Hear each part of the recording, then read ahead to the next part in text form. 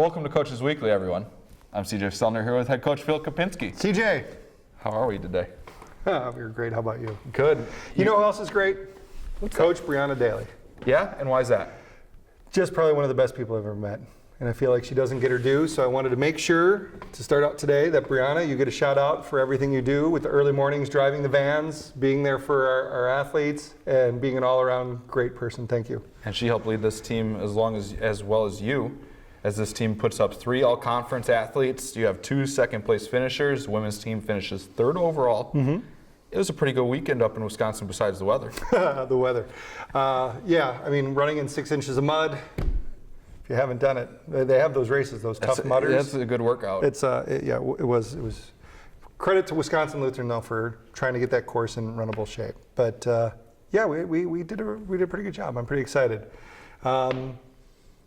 I think with the ladies, 3rd place. We thought early on the year we were going to be top 3, and we did. So we met that expectation, and it is the best finish for a women's team in the history of the NAC.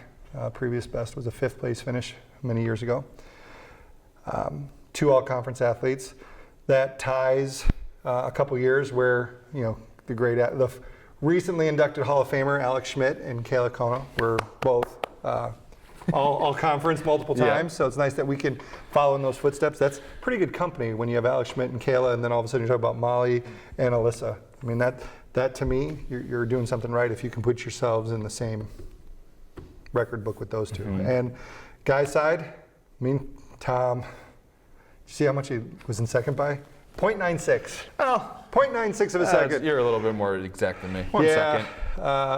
And the funny thing is, it was a great opportunity. I know I'm just rambling at this point. He finished, and the guy in 3rd was a gentleman from Benedictine who's extremely talented. It was an outdoor All-American, and he came up to Tom afterwards and said, "Hey man, great race. I couldn't get any traction. You handed it to an All-American today." And I'm like, that was pretty nice of him. And then the young man that won it came up to him afterward and said, if these conditions were dry, I can't stick with you. He's like, I just got lucky. So, the fact that the other people in the conference recognized how great of a season Tom was having, that for Tom should feel good.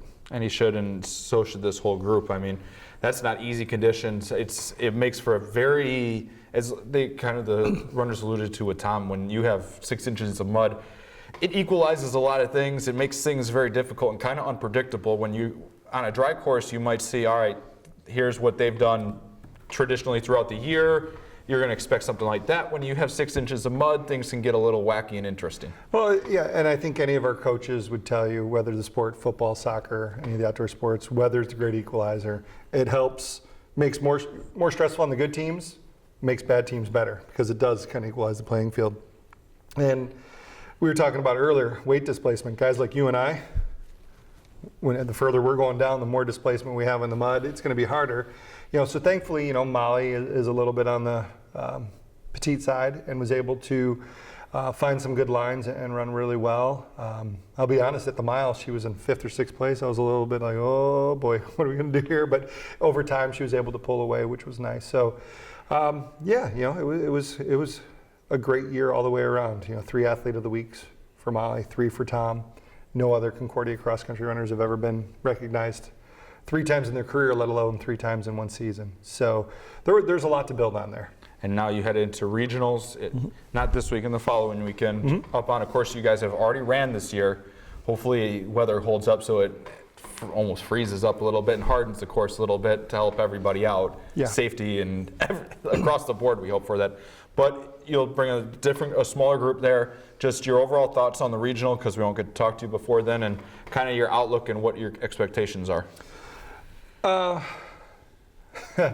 So the best a Concordia women's team has ever finished in the regional, I think in 2013, was 28th or 29th. I'd like to beat that. I think we have the team to do that. I think as long as we stay healthy, and by healthy I don't mean from injury, I mean cold and flu season. If we stay healthy, we go up there.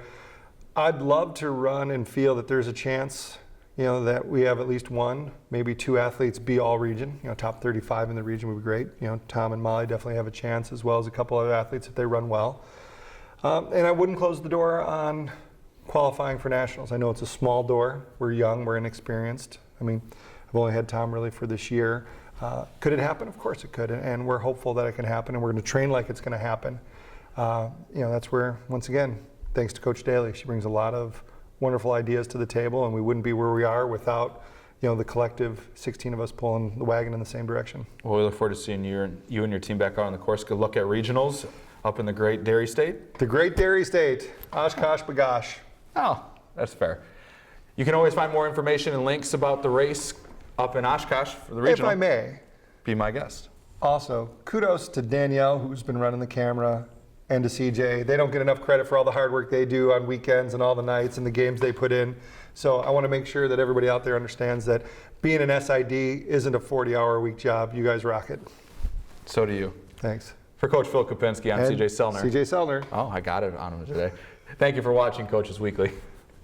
There we go.